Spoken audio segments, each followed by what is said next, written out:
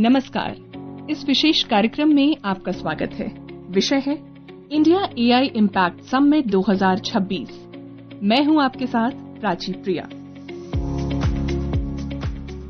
नई दिल्ली का भारत मंडपम एक बार फिर विश्व भर से आए अतिथियों के सम्मेलन का स्थान बना है। इंडिया एआई इम्पैक्ट समिट 2026 पहला बड़ा वैश्विक एआई सम्मेलन है जिसकी मेजबानी भारत और ग्लोबल साउथ में की जा रही है। भारत मंडपम में आयोजित इस शिखर सम्मेलन में 20 से अधिक राष्ट्रीय अध्यक्ष, 60 मंत्री और 500 से अधिक वैश्विक एआई विशेषज्ञ भाग ले रहे हैं। दुनिया भर के नीति निर्माता, तकनीकी कंपनियां, स्टार्टअप, शिक्षाविद और उद्योग जगत के प्रतिनिधि एक मंच पर एकत्र हुए हैं। केंद्रीय मंत्री अश्विनी वैष्णव ने आज भारत मंडपम में संवाददाताओं से बातचीत की और भारत के एआई मिशन की विस्तृत जानकारी दी। उन्होंने एआई अडेप्टेबिलिटी को बढ़ावा देने के लिए जा रहे कदमों की भी बात की। एआई के बारे में देश भर में जानकारी मिले और विशेषकर हमारे किसानों को, एमएसएमईज को, हमारे ग्रामीण क्षेत्रों में रहने वाले नागरिकों को, इसके लिए भारत ने जो सॉवरेन मॉडल्स में काम किया है, इसमें बहुत बड़ा फोकस रखा है मल्टीलिंगुअल मॉडल्स पे और एआई का उपयोग करके उन बोलियों में भी सॉल्यूशंस क्रिएट किए जा सके, वो एक बहुत बड़ा फोकस रखा है एआई मिशन का।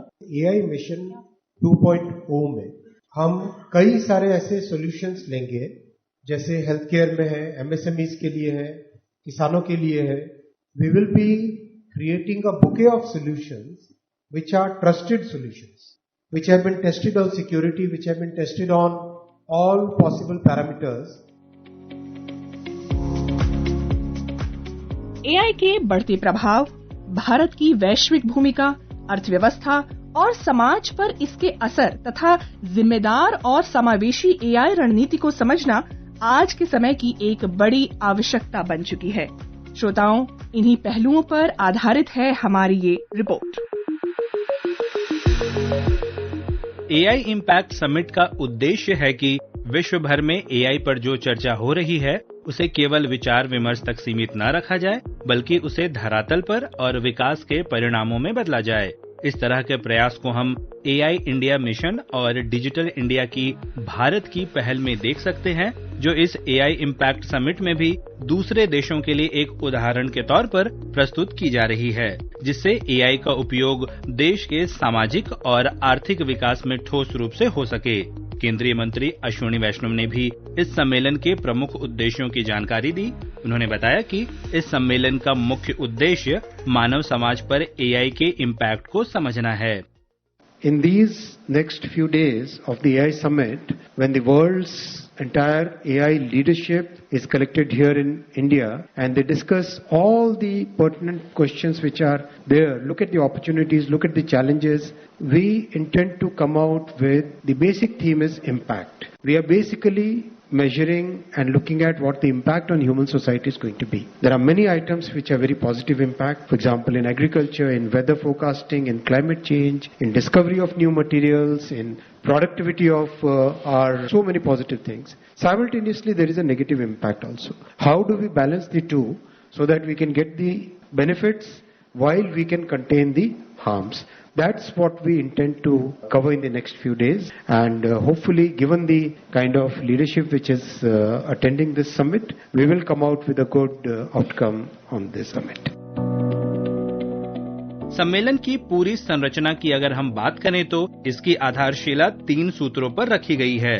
इन 3 सूत्रों के माध्यम से ये तय किया गया है कि एआई को बहुपक्षीय सहयोग के जरिए किस तरह सामूहिक हितों के लिए उपयोग किया जा सकता है। इन सूत्रों को 7 चक्रों में व्यवस्थित किया गया है। पहला चक्र है ह्यूमन कैपिटल। इसका अर्थ है मानव संसाधन का विकास। एआई के बढ़ते प्रभाव को देखते हुए स्किलिंग और रीस्किलिंग को जरूरी माना गया है। इस चक्र के अंतर्गत ऐसे कार्यक्रमों पर चर्चा हो रही है जो युवाओं और कामकाजी लोगों को एआई अर्थव्यवस्था के लिए तैयार करें। दूसरा चक्र है इंक्लूजन फॉर सोशल एम्पावरमेंट। इसका उद्देश्य ये सुनिश्चित करना है कि एआई का लाभ समाज के हर वर्ग तक पहुंचे। साझा समाधान और बड़े पैमाने पर लागू किए जा सकने वाले मॉडल विकसित करने पर जोर दिया जा रहा है ताकि अंतिम छोर तक सेवाएं पहुंच सकें। केंद्रीय मंत्री अश्विनी वैष्णव ने एआई इम्पैक्ट समिट के विषय पर आज पत्रकारों से विस्तृत बातचीत की। उन्होंने आर्टिफिशियल इंटेलिजेंस से हो रहे ट्रांजिशन और इसके लिए तैयारी को लेकर अपनी बात रखी। Right now we are working with the industry and academia on 3 fronts. 1, reskilling and upskilling the existing talent which is there working the workforce. 2, creating a new talent pipeline. 3, making sure that the coming generations are ready for this new technology. All these 3 things are happening in parallel. So far, more than 100 colleges are there where the IT industry is getting their talent reskilled. Our Future Skills program, which we started 3 years ago, that is also deployed now for AI-based reskilling. So that's a constant endeavor that we are making.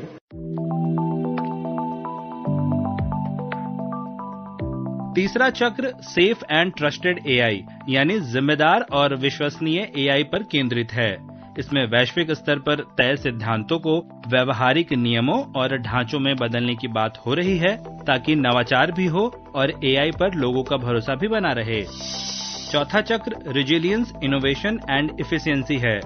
उद्देश्य ये है कि AI का विकास टिकाऊ और संतुलित हो, जिससे डिजिटल विभाजन और गहरा ना हो। एआई का रेगुलेशन यानी नियमन आज पूरी दुनिया के सामने एक बड़ी चुनौती बनकर उभर रहा है, लेकिन भारत सरकार इस विषय को गंभीरता के साथ संभालती हुई दिखाई दे रही है। आइए सुनते हैं कि एआई के जिम्मेदार उपयोग और उसके नियमन को लेकर केंद्रीय मंत्री अश्विनी वैष्णव ने क्या कहा।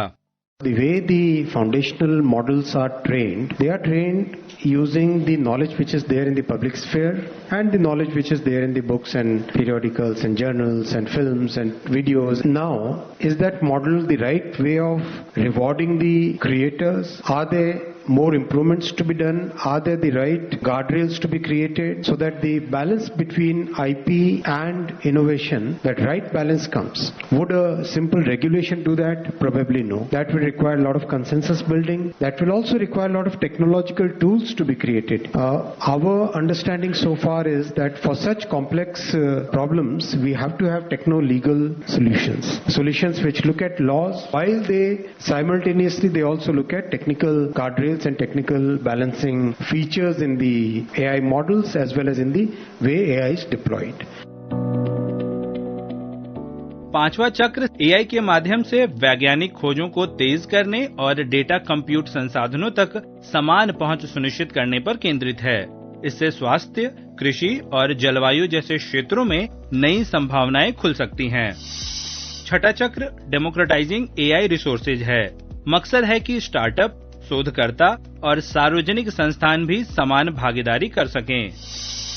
सातवां चक्र AI for economic growth and social good इस बात पर चर्चा करता है कि एआई का उपयोग किस प्रकार आर्थिक विकास के साथ साथ सामाजिक हितों के लिए किया जा सकता है। सम्मेलन के अंतर्गत कई विशेष आयोजन भी हो रहे हैं। इनके माध्यम से भारत की एआई पहल और कई क्षेत्रों में उपयोगों की उपलब्धियों के उदाहरणों को दुनिया के सामने रखा जा रहा है। जो मुख्य सत्र इस समिट में रखे गए हैं, उनमें उद्योग, शिक्षाविद और अंतर्राष्ट्रीय साझेदार अपने अनुभव साझा कर रहे हैं। केंद्रीय मंत्री अश्विनी वैष्णव ने आकाशवाणी समाचार से बात करते हुए इस सम्मेलन के लिए युवाओं में दिख रहे उत्साह की तारीफ की। नौजवानों में बहुत उत्साह है एआई के लिए और जिस तरीके से यहाँ पर एनर्जी दिखाई देती है, उस एनर्जी से स्पष्ट है कि विश्व भर में भारत की जो पहचान बनी है एआई के लिए, इंफ्रास्ट्रक्चर के लिए, टेक्नोलॉजी के लिए, जिस तरह से माननीय प्रधानमंत्री श्री नरेंद्र मोदी जी ने विश्व भर में देश की नई पहचान बनाई है, वो एकदम स्पष्ट इस दुनिया के सबसे बड़े एआई समिट में दिखाई देता है। श्रोताओं, इंडिया एआई इम्पैक्ट समिट 2026 कृत्रिम मेधा का एक समग्र सम्मेलन कहा जा सकता है। ये एआई को संवाद से आगे बढ़ाकर ठोस परिणामों तक पहुंचाने की एक व्यापक पहल है। ये सम्मेलन भारत को जिम्मेदार, समावेशी और विकास में एआई के वैश्विक केंद्र के रूप में स्थापित करने की दिशा में महत्वपूर्ण कदम कहा जा सकता है। आज के कार्यक्रम में इतना ही। नमस्कार।